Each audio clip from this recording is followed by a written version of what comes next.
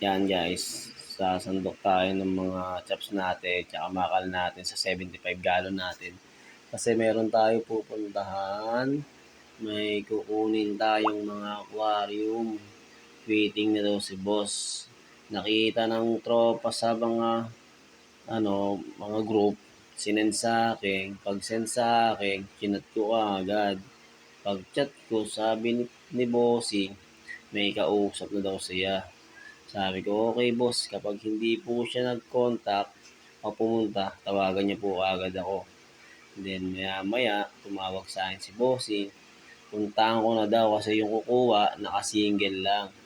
Dapat daw, pag kukunin yung mga aquarium, lahatan na para sabay-sabay.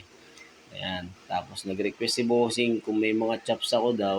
Sabi ko, boss, walang problema. Okay, bigyan ko daw siya kahit konti. Ilalagay niya lang daw sa panya. Ayan. Pili todo pili ako. Sipat lang. Yung makuha kayo maganda para ayos pagtingin bossing yan. Tapos na ako dyan. Makita ko na sa inyo yung mga nakuha ko. Ayan, dami oh. Puro RDSS yan. Puro ano na RDSS. Solid. Kaya let's go. Biyahe na tayo para makuha ang aquarium. Yan, palabas na ako ng San Martin dyan mga lods. Okay. Biyahe na tayo. Yan. Dito na ako sa Sunstrip niyan. Sunstrip. Malapit lang sa lugar namin. Shortcut na shortcut. Yan, palabas na tayo ng Sunstrip. Okay.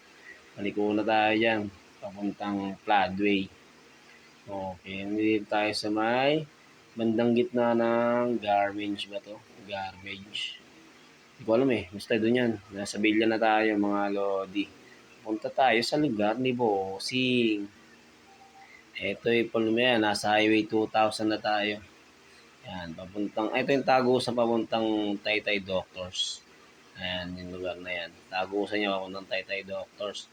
Ayan guys. May man dito yung palayan. Siguro maraming pagkain ng isda dyan. Ayan.